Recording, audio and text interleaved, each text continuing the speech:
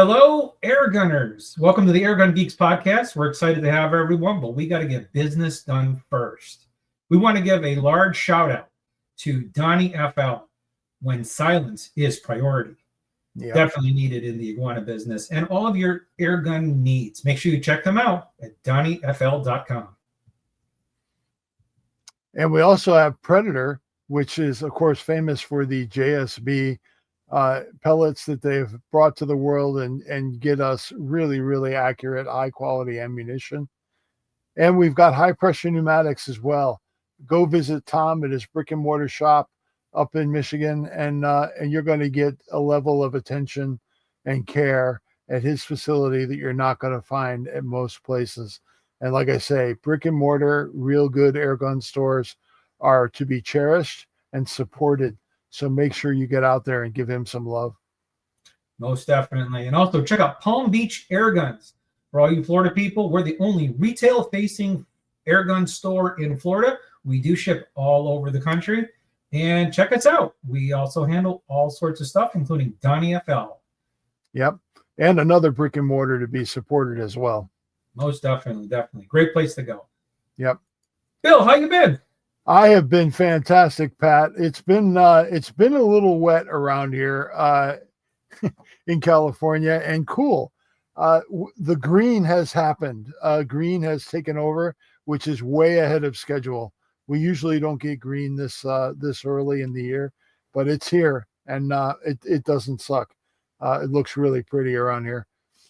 But I made a promise at the last episode that I was going to do your little pellet test, and I am remiss because I had an issue actually on Freya, my field target gun, which has probably cycled that parallax wheel, I don't know, thousands of times for matches all over the place. It finally gave up the ghost. I was trying to shoot those groups to get that, and I wanted to do a long-term study of accuracy over a couple of days with 5-shot groups, and my scope failed halfway through, so I had to switch ships here and put the EVX from Optizon on there, which actually I kind of like the way it focuses better than the Helix. Sue me. I was talking to you through Spirit on that one. Yeah, but it was really good. It was a nice change. So I got to get back in the game and get that data for you, but I will have it and we'll know. Cool. But we've got a really unique episode today.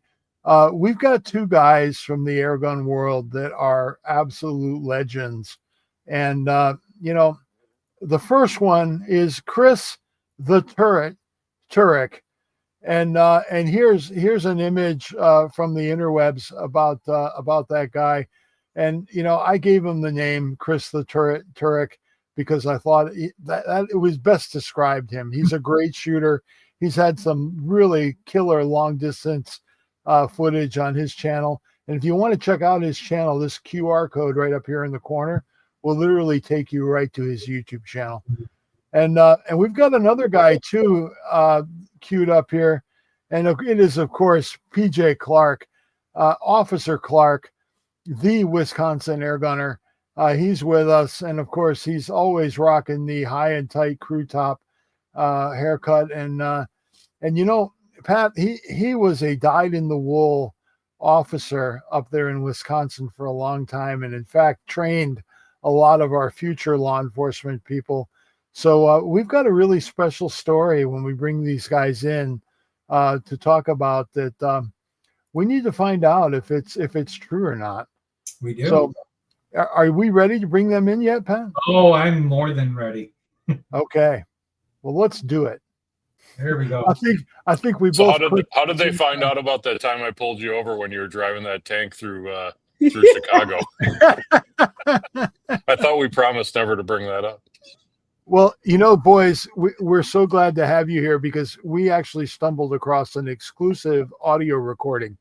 And allegedly, this is all hearsay at this point, but allegedly it's Officer Clarke reading Chris Turek his rights before he went to EBR. So we're going to play that for you guys, and we want you to authenticate it because we think because PJ was so used to teaching the Miranda rights that we think this is his take on it. So have a listen to this and tell us what you guys think. Here's the recording that I was talking about. You have the right to remain accurate. Anything you miss may live to taunt you another day. You have the right to proper shot placement. If you can't manage that, well, maybe try a bigger target. You have the right to chronograph your shots, but anything over the speed limit will be held against you in competition. You have the right to wear safety glasses. If you choose not to, congratulations. You just volunteered as range entertainment. You have the right to use high-quality pellets. But remember, cheap ammo and good accuracy are not on speaking terms. You have the right to remain silent when you miss. Or you can blame the wind. Everyone does. If you give up your right to remain accurate and start spraying pellets like Rambo, we reserve the right to laugh, record it, and post it online with the caption, "Minute of Barn Door." Do you understand these rights as they've been explained to you? Or should I repeat them? This time, with a little more holdover. So tell us, PJ, was that you? I would say most of those statements are fairly accurate. Yeah, innocent until proven guilty, PJ. Yep. Deny everything. I think that was Right. I'm going to plead the fifth on this one. Thank you both for joining us and putting up with our shenanigans. We do like a good shenanigan now and again. I do as well, and I'm still laughing. I was actually laughing at the intro before you brought us in of the AI generated photo of PJ with the lack of trigger discipline with the on the trigger. Yeah. I know PJ was just losing his mind when he saw that. So they got my good side. I can't complain too much. So one of the unique things that happened actually between the time that we scheduled recording with you guys and us actually getting this all put together, one of us in this panel achieved true stardom. He actually got the top position on the podium at EBR. And I'm looking at you, Chris the Turret, and tell us a little bit about that, because what the hell are you pointing at, BJ? On my screen, I'm pointing at Chris. I love when people everywhere. And I want to understand, because I know you did a really amazing write-up, Chris, on what you thought really played a part in that. And I was hoping you could share that with us here vocally, just so that our viewers and our listeners can get a dose of that, because I thought that was solid gold stuff. Yeah. There's so many parts actually that went into that. And actually a big part of that is the guy that's sitting right here to my right. I'm not sure where he is in the squares, but PJ. Yeah, I mean, there's so many different things. I don't know which part you guys want to talk about, but I will say this is that, this was my first year shooting with the Karma Red Panda. As you all know, or maybe if you don't know, I'm now working full-time with Donnie FL, Saber Tactical, and Karma Airguns. So PJ and I, we have the best jobs in the world. We get to work every day with each other, which is an amazing experience. But working with the company, we have Saber Tactical. So I've been shooting the FX and the Saber Tactical chassis. But I really wanted to dive in with the Karma Red Panda and really kind of learn everything I possibly could in a very short amount of time. And so really without PJ's help, I would not have been able to accomplish what we accomplished there at EBR. When I say I mean we. I mean, it's when you do something like that, even individuals, unsponsored shooters that show up to these things, and we all kind of grow as a community and learn a lot from each other. But I honestly, truly believe like that podium, and you're going to laugh, but I literally I carry this thing literally with me, like everywhere I go. But it honestly was a team effort, just because of everything I had to learn about the gun in a short period of time. And it actually started back at Pyramid Cup, really, with just learning about every air gun has its own like intricacies, right? And you have to, you just really have to learn it. And the more you kind of fight against those intricacies and say, well, it should be this way, or I have other guns that act this way. And Jay stopped me one day He was just shut up and listen to me and do this. Whack. And once I finally started listening to PJ of actually how to run, and PJ, I think you know, just to let you kind of like chime in here, I think you actually made the analogy about, you know, every air gun, especially these top end air guns at the performance level, are like race cars. And I think PJ used a really good example. I don't know if you want to kind of fill in here, PJ.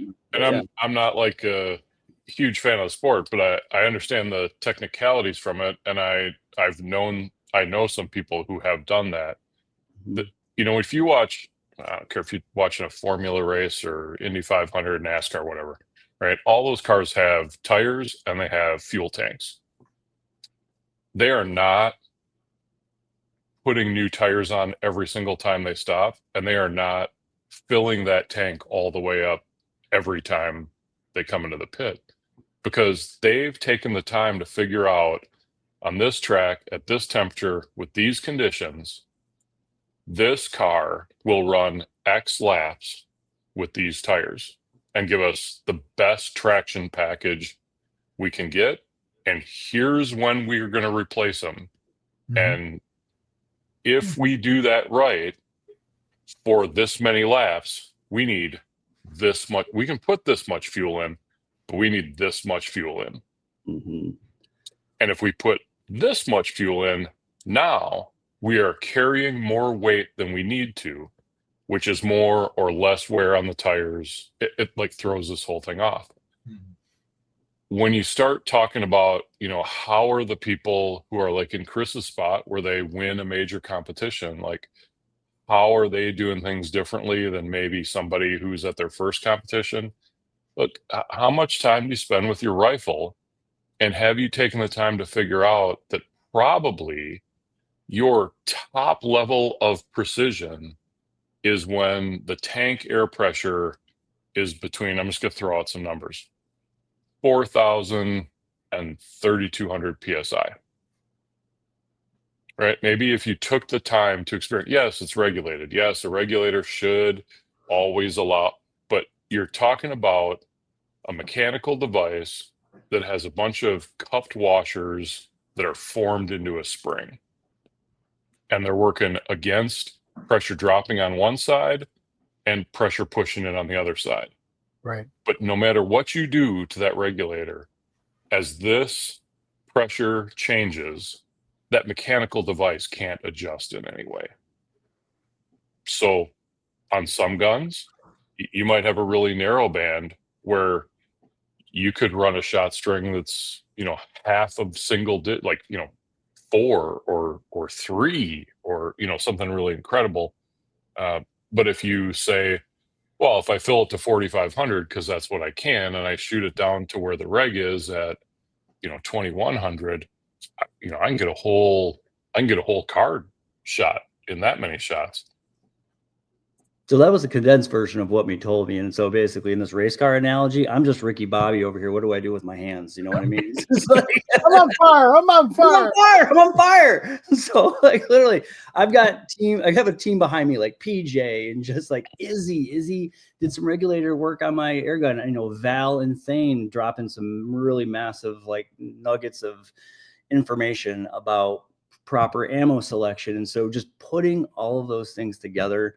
And then obviously you guys have been following my airgun journey since the early days of shooting at golf balls across lakes and stuff like that. So for me, this means so much more than just that one event. This is basically like just putting everything together. And it was probably one of the pinnacles of my sporting career, you know, my entire life. And so, yeah, but it's pretty awesome. So Bill, I don't know what part of that you want me to cover, but there was just a lot of pieces that had to come together in order for that to happen.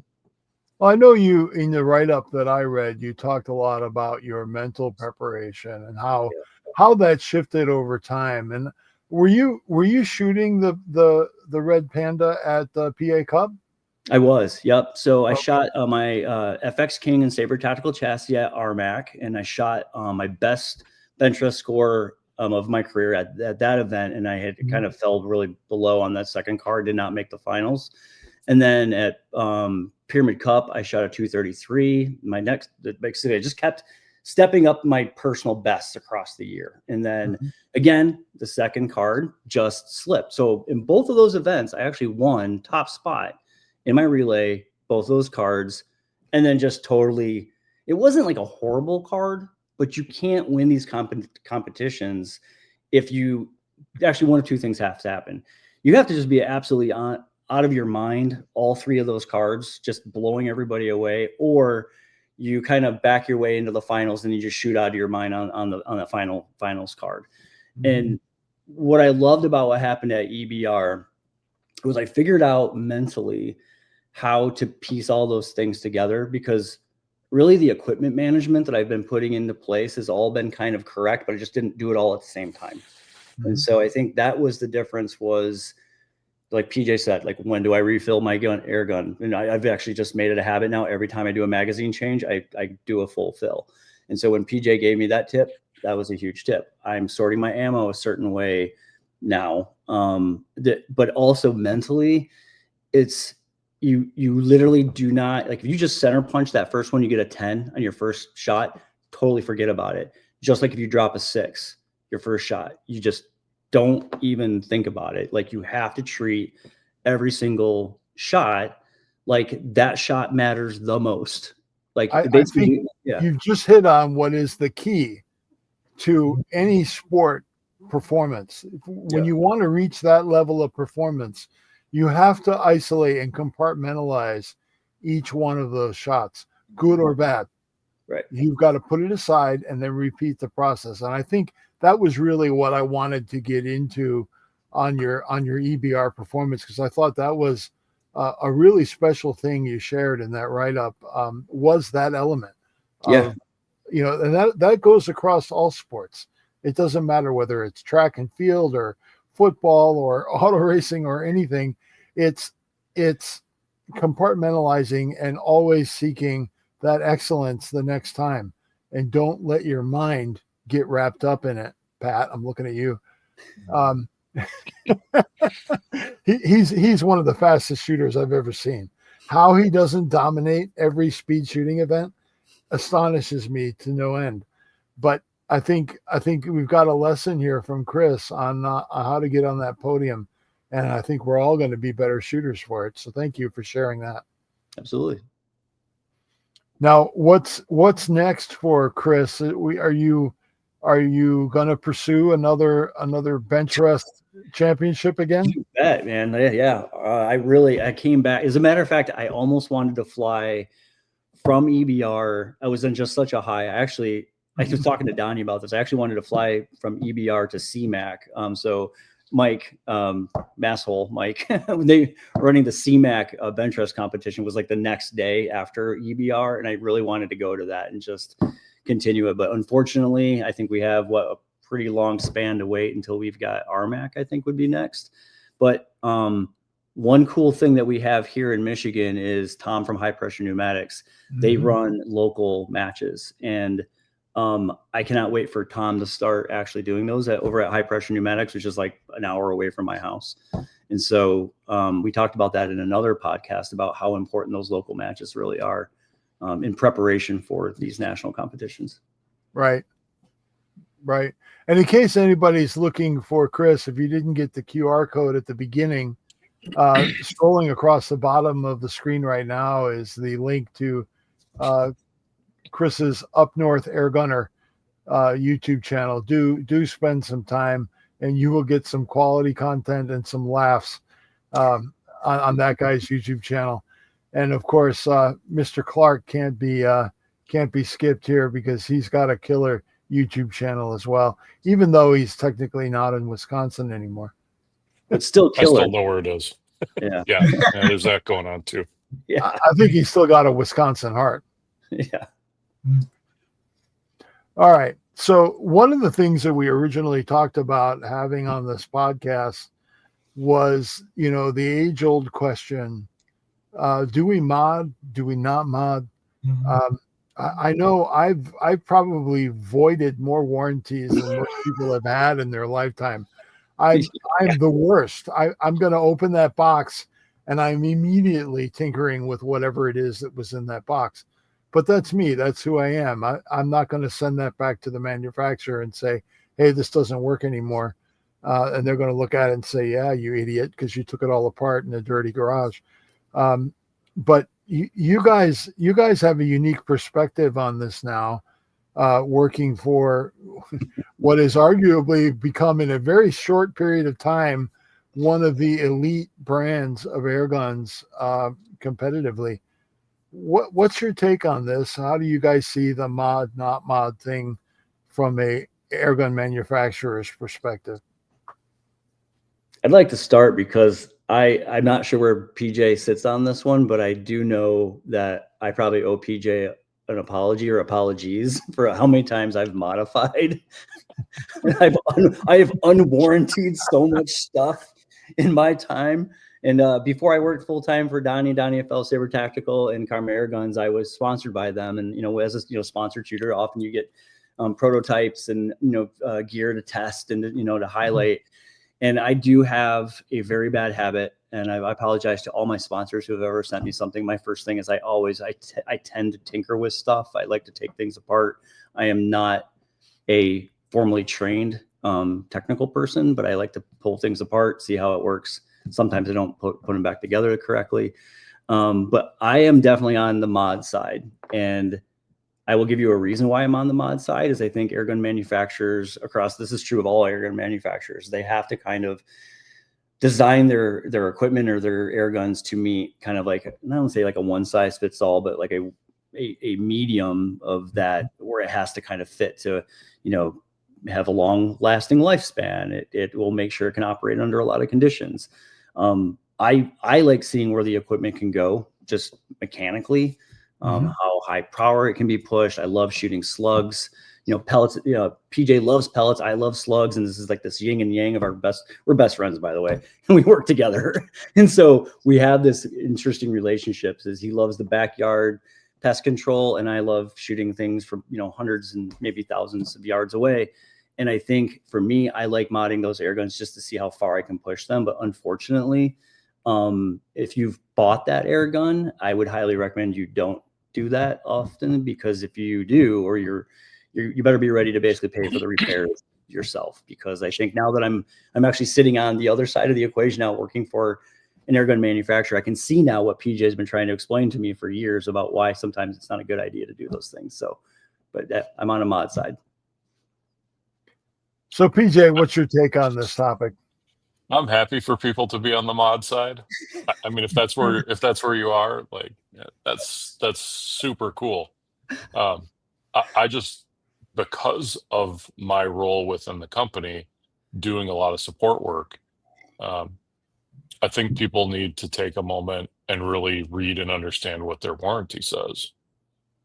Because I think we see a lot of people who really don't understand that, and they hear something like, well, it's got a 1-year warranty, and whatever that number before the word year is, they make an assumption that means whatever happens for that time frame, this is going to be replaceable or replaced. And of course, we're not talking about 100% satisfaction guarantees in the industry. Mm-hmm. We're talking about warranties that are typically related to, manufacturer defects, improper assembly. I mean, you look at, and I don't care what company you look at least within the air gun side, they all have some amount of, like, if you've disassembled it, that voids your warranty. If you O-rings typically aren't covered in a warranty. Now, I think most manufacturers or dealers, depending on how it's handled, if you call up and say, look, I just got this and it showed up and it's got a leak, I think this O-ring is bad, most of those places want to support that, and they're gonna help you out with that problem. Whether that's, look, I'm going to send you the O-ring because that's a better solution than you shipping something back to me and me shipping something back to you, both from a financial standpoint and from I don't know if there's anything potentially more damaging than taking an expensive, wide, narrow box that anybody with any observational skills would know immediately what's in that box. It's either 2 9-irons or like curtain rods. Like, let's take it, let's put it on a hot truck, let's drive it cross country, vibrating for 1,000 miles, and then switch it between a couple of different transfer facilities, hoping it doesn't fall off a conveyor belt at some point. Like if we can handle it without shipping the whole thing back and forth multiple times, I think we want to do that. So, if I, as somebody on our company, has faith that our customer is going to be able to handle, let's call it a repair, I'm more likely to send out a part. But that's, that's something that we're then accepting the risk on. And if it doesn't go right, okay, send it in and we'll fix it. And it's going to be part of the warranty. I think people can, you bought it. It's yours. If you want to open it up and chop the hammer spring because you think that's going to give you a better shot cycle, if you want to, polish the internals of the regulator, go for it, man. However, if you take that out and drop it all over the floor and lose half the Belleville washers, that's the warranty doesn't cover you dropping in your dirty garage, Bill. Half of the parts. And I know I drove over 1 or 2 of them. and most of the customers I deal with are they start the conversation with, "Hey man, I did something stupid and I'm hoping you guys can help me out." And please have pity on me. I'll be honest with you, with my history and the work I did, I love it when somebody starts with an admission. Like we didn't have to read Miranda, and already I know what I'm dealing with here. But if folks listening, you want to know how to manipulate me, call and say it's your fault. I want to help you out because I do this job because I want people to be able to go out and shoot. Yeah. Right. I want them to get the most out of their air gunning experience. If that's the quietest for their backyard or the most power for shooting slugs, I don't care what your thing is. Like that's not my deal. What I want to make sure is that if we're supplying something, it gets you as close to that mark of what you want as possible. There's, Bill, you've done a ton of work on compressors, and I know if you open up a compressor, you know why it failed. Yeah. And there are some things that people do with compressors or don't do with compressors that lead to failure. To me, the worst thing you can do, the compressor stopped for whatever reason, right? You were filling up your gun, so it was ready later, but you were supposed to be in the car 5 minutes ago. So you press stop on the fill, right? Like whatever the reason is. But then when you come back to it, instead of degassing it, you just press play again. That kills compressors. I don't care if you've got a $200 compressor, which by the way, don't run a $200 compressor. I don't care if you've got a $550 compressor. I don't care if you have an really nice, expensive $2,000, $3,000, $5,000 compressor. You want to kill it? Start it under load. Yep, very true. And correct me if I'm wrong from your perspective. If somebody's been starting that compressor under load, you know it when you open it up. Yeah. If they're not bleeding off moisture, you know it when you open it up. You've drowned your compressor in its own juices. What really cracks me up is I've got a few customers that about every 4 or 5 weeks, they'll call and order a bag of burst discs. And I'm like, what in the hell are you doing to that poor thing? If you're constantly running that to the point where you're hitting a 5,500 PSI limit and bursting a disc, okay, I'll sell them to you. Happy to do it. They're doing. They're trying to meet these new PSI things. We got the same thing that goes on at Palm Beach Air. They're like, well, this filled the Hubin GK1? Yeah, to 4,500. You won't go to 5? No, once or twice. So yeah. Yeah. I mean, that gets back to that old metric, right? You can have it inexpensive, powerful, long lasting. Pick two. Like Right. like Right. you can't have everything from everything. Yeah. So I think if people are comfortable, back to your original question, if people are comfortable taking responsibility for what they do to the stuff they buy, I'm happy to see them mod it and be happy. And if I know something that we've done in the shop that, you know what, if you do this, you might see some performance, I'm happy to share that information. I just, because I work at the company now, have to throw in the look, just so you know, this will void your warranty. Yeah. And that's a different position. It's not the position I was in, 3 years ago. It's the position I'm in now. So, I think we all, as we go through this journey through air gunning and dive into it at a professional level, you wind up learning some things that you got to remember to say this. Right. Yeah. There was a part of that, Bill, I wanted to kind of cover too. I think there's an element Sure. of modding that we often don't talk about, is that I think there's a lot of folks, to include myself, is we believe that we think we know how we're going to make the thing better, more powerful, whatever. And unless you're like a trained engineer and you really can sit down and you can actually calculate airflow calculations and a lot of those things, it's a lot of our let's throw a heavier hammer in it, let's throw a heavier spring in it, let's increase the pressure, let's take a Dremel tool and start opening up ports. I mean, it's just the kind of dude way of doing things. Bigger is better.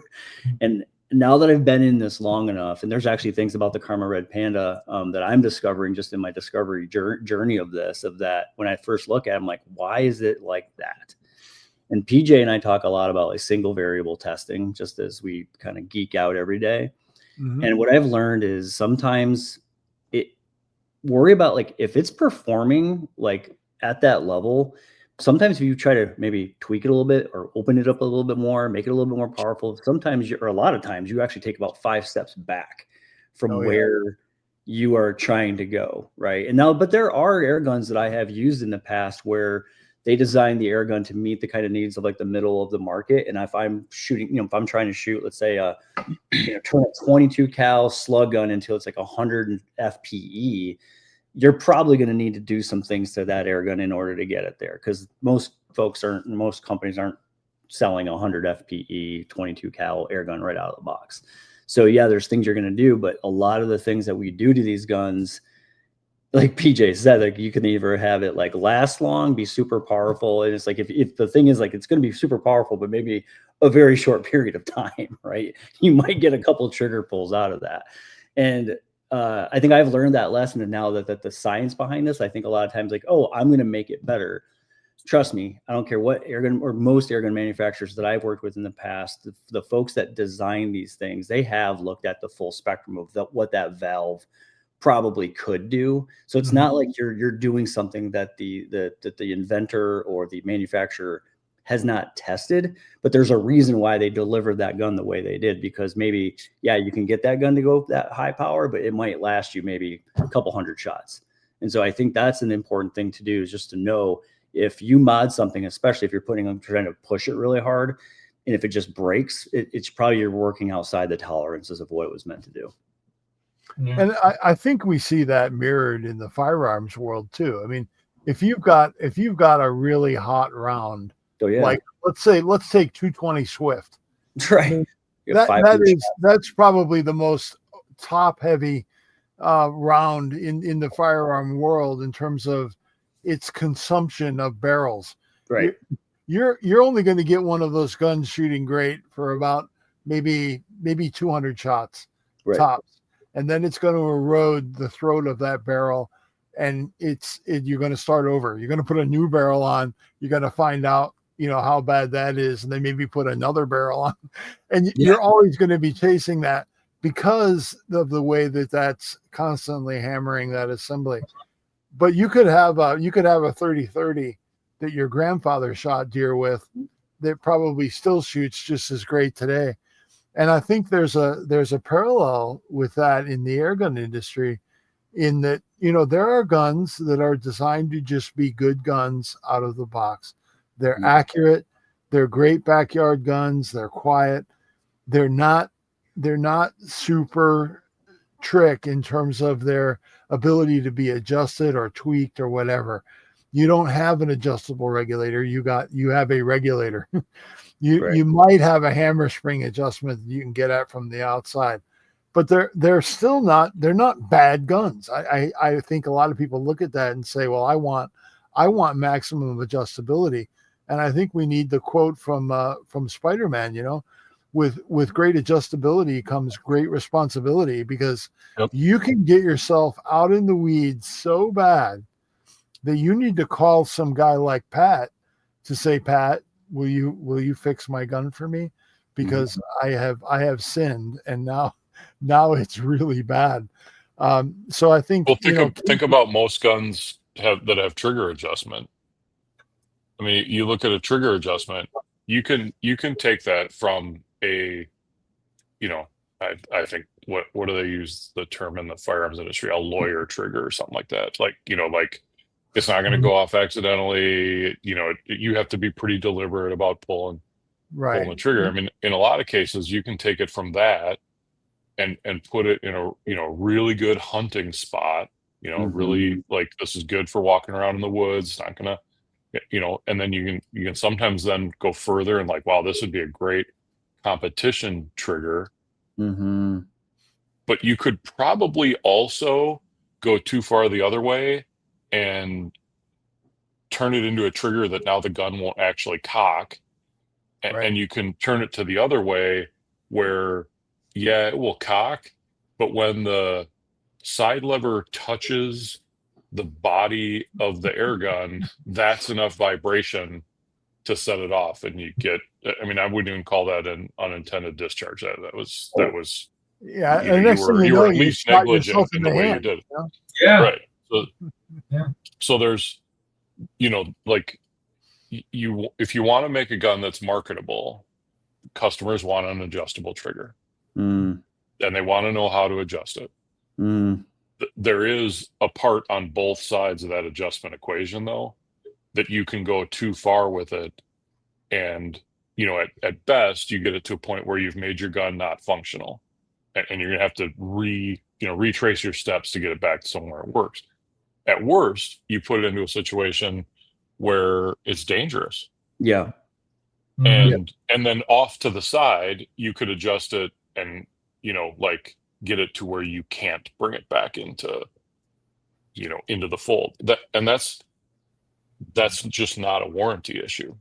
That's you bought something and you screwed with it and you screwed it up. And, as somebody who works at a producer company and a retailer company, we stand here to help people who screw things up. There's a lot of, that sounds bad. We could help you with that. Send it to us and we'll take care of it. Well, is shipping free? No, not when it's not. What you've reported to me is not what's covered under your warranty. Like, I'll email you the documentation. I'm not going to get grumpy about it. It's just, you have to look at that stuff. You have to know what it says. And I want to probably say, do that before you buy it.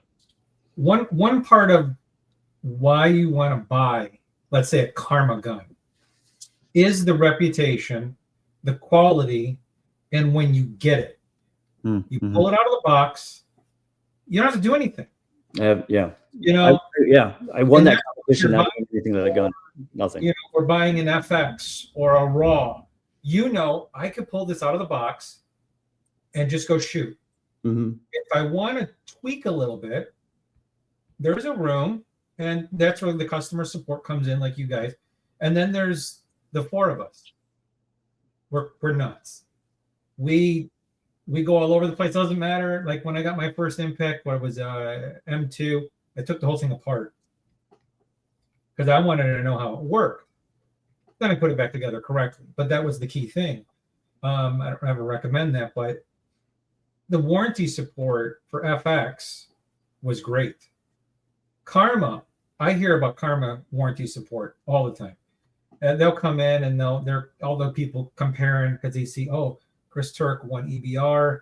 Well, last year it was Thane shooting the Panda. Well, what about the FX? And they start doing all that. I said, why don't you go on YouTube and why don't you contact the guys and get their point of view of it, or watch their videos, and then find out the customer support, and then find out how much of a tinkerer are you? Do you want to tinker? That's actually one of my questions all the time. Mm-hmm. What's your purpose, and are you a tinkerer?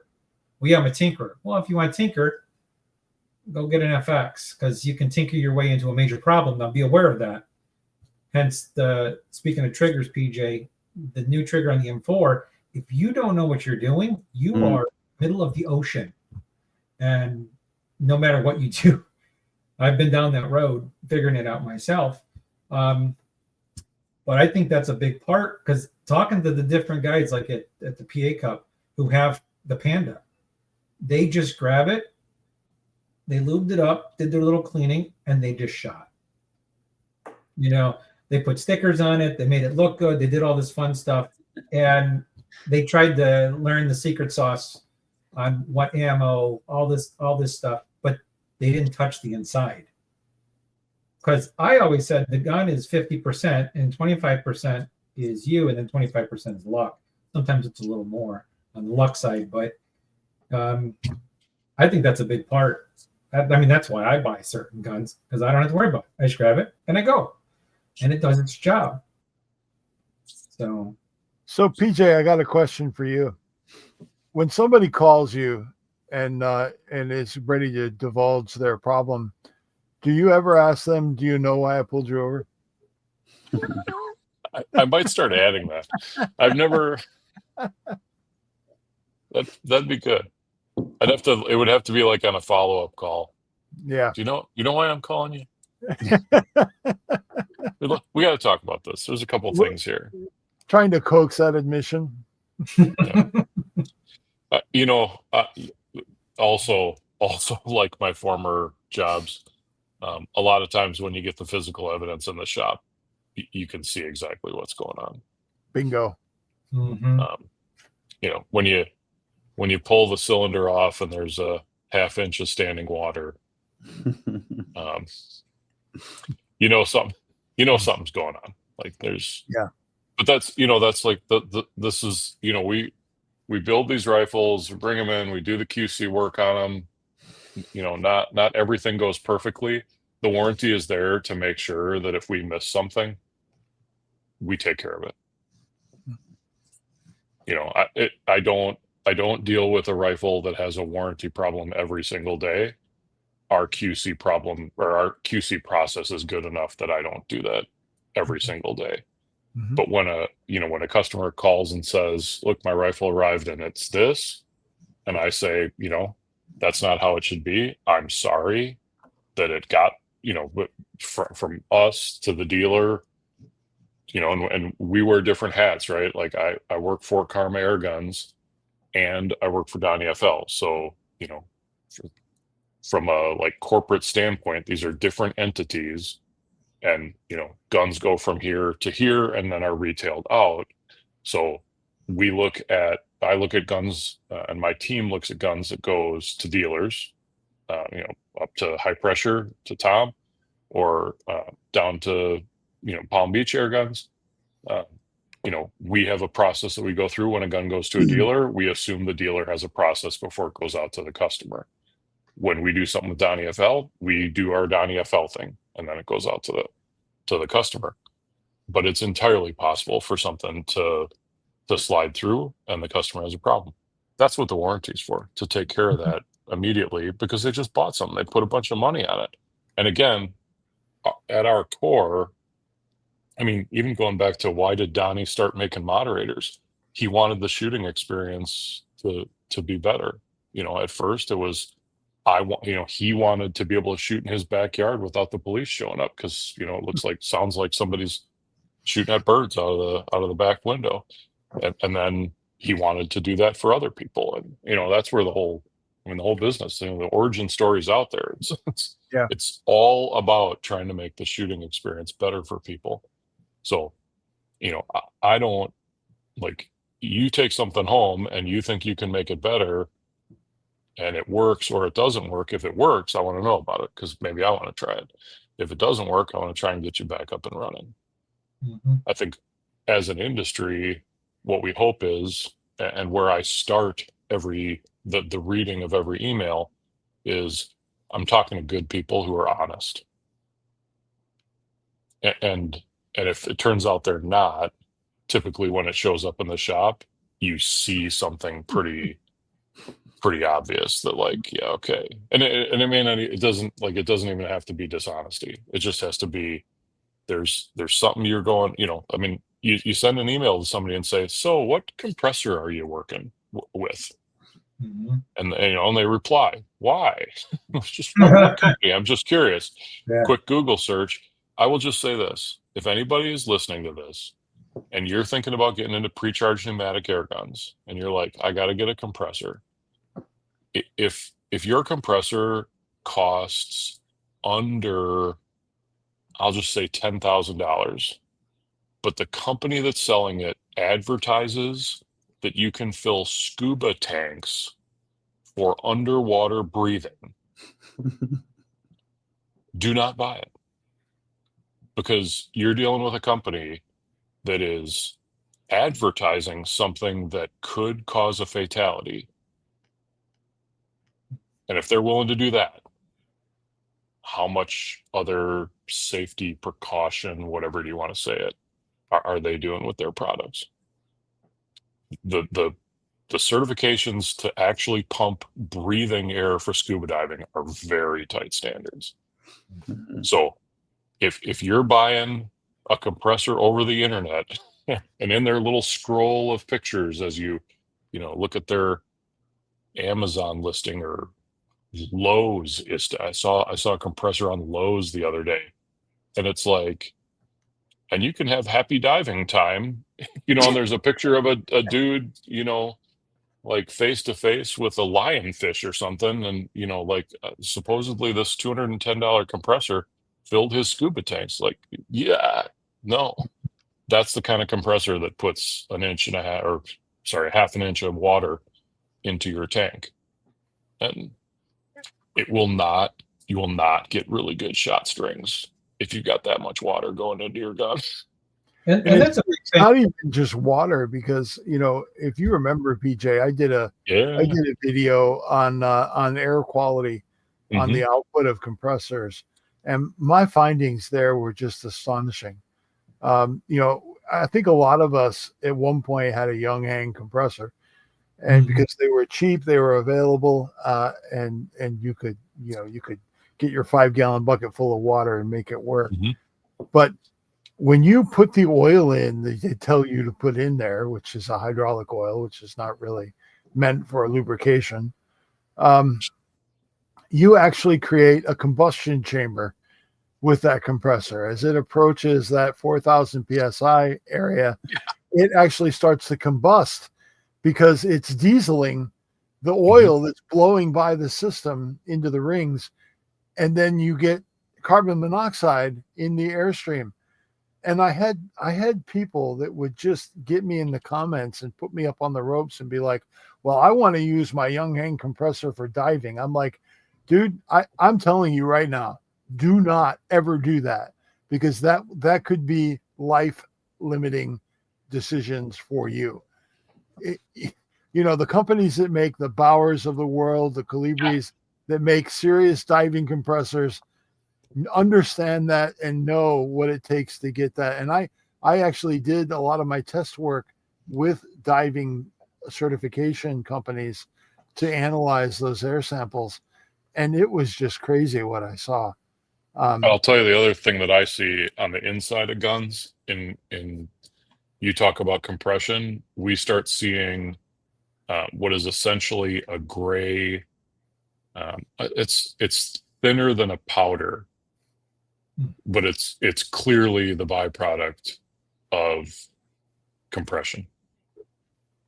It's inside their handling. It's not graphite dust from the outside of pellets like we would see inside a moderator, or caked around the jam nut puck on like a Panthera or something like that. It's inside where the air is, and it is a fine powder. And I've seen it. It's not just one brand of gun. I've seen a couple brands of guns. Now that I'm working, on the backside where I'm actually, on purpose inside the air handling part. Right. And I really, I haven't sent it to a lab, so but I believe it is that byproduct of some of that combustion that's living in tanks. So I got one final question for you two guys before we wrap up tonight. And it is, what is the story behind Karma coming into the airgun industry as literally a brand new company with brand new gun designs, starting at such a high level competitively? I mean, that to me was one of the most remarkable things that I saw with the birth of Karma and the initial Red Panda and the three-peat of Thane Simmons. That blew my mind. I've brought a lot of products to fruition for companies from lithography in the semiconductor industry to the 787 Dreamliner from Boeing. That was my engineering experience.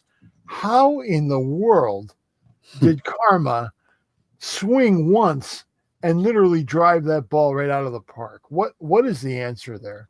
PJ, mind if I take a quick Yeah, stab? go for it, man. Yeah, I mean, PJ has way more history with the company, so I think his answer will be a little bit more historically accurate, because I can only bring my sense of what I've seen so far.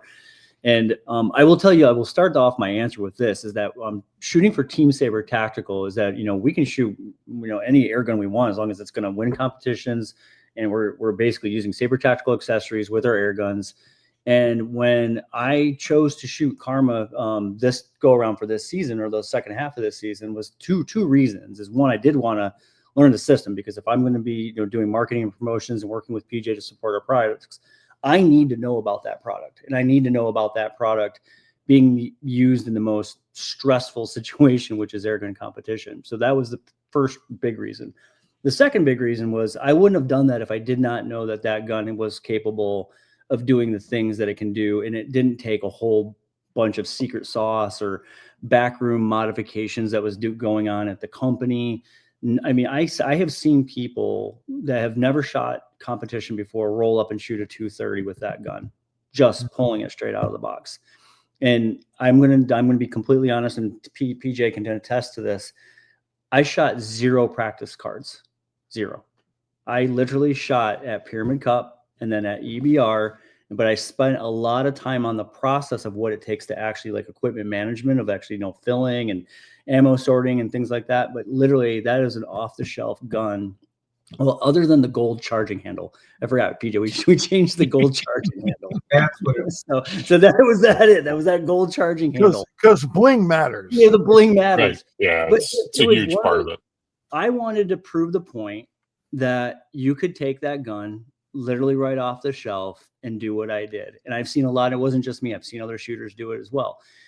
But I will say this: I think in order to do that consistently and not just be one card in the finals or just one card, in order to do that, that is where you have to pull a lot of these tactics and techniques that I was talking about earlier. But what's great about seeing what Thane would not shoot that gun in competition if Thane didn't know that gun was capable of doing what Thane has been able to do with it. And I think for me, watching Thane and Val and PJ and everybody else that are on our team choosing to shoot that gun in competition, it wasn't because the owners of the companies were making them. It was they were choosing to shoot that air gun. And when I saw my very good friends choosing to do that, I was like, okay, maybe there's something here. And for me, that was a big thing, and I saw it firsthand. And there's a lot I need to learn about the platform. But it is no joke. There's absolutely nothing about my air gun that I won EBR with that you couldn't just go buy one off of our website or any of our dealers' website and probably do very close to what I did. Very good. Gentlemen, any closing comments you want to leave our viewers and listeners with We'll start with you, Chris. Any wisdom you'd like to impart on the masses? I think I've said this in a lot of different conversations just over the last couple of weeks since I won, was that it's the Airgunner community is what's the coolest part about this. When we go to these competitions, get to hang out with you, Patrick, and you, Bill, and everybody. When you guys came over to the booth at Pyramid Cup and we got to hang out there for a little bit, honestly, if you can go to one of the major competitions, not even as a competitor, go as a community member, because the friendships that I have formed in this sport they will rival any of the friendships I've ever made in my life. And I think that's the coolest part about being in Airguns. And then just winning EBR was the kind of the pinnacle of that. But the friendships formed are just absolutely amazing. Outstanding. PJ? Yeah, and I've got the good fortune to work now with Chris, so we like have to talk on a regular basis about stuff. But I mean the accolades and trophies and checks are great. Chris and I have stories about how we went kind of off the grid at shooting competitions, and we engaged in some shenanigans, and those are some of my favorite stories, and that's a result of the opportunity that competitions give us, where in the shooting sports world we're the minority. Most people who are involved in shooting are not air gunners. They may have played with it, but their view of air gunning is a Red Ryder or something, Crossman pumper that they had when they were a kid or something like that. And I think when you get a little bit deeper into it and you start making some friendships, what you realize is this is sort of our place where we get together with our bigger tribe, and then you start sharing the stories and experiences, and those friendships get deeper, and you're at times, I mean, we've known all you guys, we've known each other for a couple of years now. Mm-hmm. And Bill, you've been by the house, and my dog, and Pat, I've had the good fortune to go down and shoot some iguanas with you, and those kinds of things. Dude makes a serious cheesesteak. That's all I'm saying. He does. But the only reason that you get to do that is because we got together at some of these events, and for the person who's like, yeah, but there's no way I can take vacation and get out to Utah, or whichever one of these is too far away from you. If you do a little digging, there probably is that high pressure pneumatics local event going on, or the stuff that Palm Beach has sponsored with Jessica, from Yes. sort of the other edge of the state. And there are a lot of these things that are happening, and maybe it wouldn't be, I got to take a week of vacation and spend $2,000 on a trip. Heck, even a field target match that's local to you. Well, I'll tell you what, field target isn't my thing, but just because people shush me every once in a while, and it's not that my air gun is loud, because I'm I got a down EFL on it, so I know it's going to be quiet. It's just, I just want to talk while we're there. I don't, there's reasons I don't golf, it's air gun golf. It's too quiet of a sport. If they had a drink cart coming by and music piped in, I'd probably we could listen to one of the versions of Boys of Summer, or there's it's just it's great that it's an event that people love, because you should be able to love what gets you going. I think that as air gunners, we kind of get a little bit isolated sometimes, because we're on the outside of the mainstream of the shooting sports industry. And so it's worth it. I'm telling you, it's worth it to find your way to an event where you're going to get to be around your people, and you'll start making some relationships that are going to lead to other opportunities. And it doesn't mean you're going to wind up working in the industry, but it may mean that you find more fulfillment, and you've got more people to ask, and you've got somebody who can help you avoid making a mistake that's going to result in a call to somebody like me. And we're going to have to talk about how that's really cool that you tried that. Unfortunately, That's not a warranty fix. Yeah. Very good. Well, I want to be the first to thank you both. You gentlemen have given your time to the airgun community, for thousands of hours cumulatively across the YouTube scene, across everything you do every day. And I want to thank you for helping the Airgun Geeks finish the 2025 season very, very strong. Thank you both, gentlemen. You're absolutely welcome. And we will continue that support into 2026. You guys keep doing what you're doing. We enjoy your guys' content. And without podcasts like this, I mean, I love the banter you guys put together and the technical information you put out. So let's keep on trucking. Yeah. Excellent. Thank you. And just one thing to say with what PJ said, it's about the culture. Mm-hmm. I tell people, come to the events. It's about the culture. And once you meet the culture of Airgunners, it's like family, and it's a good family thing. Yep. So thank you guys for all you've done over the years, coming on the podcast, supporting us, and spreading us all out here. And it's been a blast. All right. All you Airgunners out there, make sure if you have any questions, comments, likes, don't likes, or want more information, you can email us at airgungeeks@gmail.com. We take positive and negative emails. We love send the negative ones to Pat. Don't send the negative ones to me. Wherever you are. Yeah. Also, all you guys listening on Apple Podcasts, please give us 5 stars. Leave a comment. It really helps promote the podcast on Apple Podcasts. And our fans that are watching on YouTube, be sure to stick around because we're going to link another great video that you're going to really want to catch and get some more airgun in your life. So do look for those as we close out here today. And like always, stay geeky.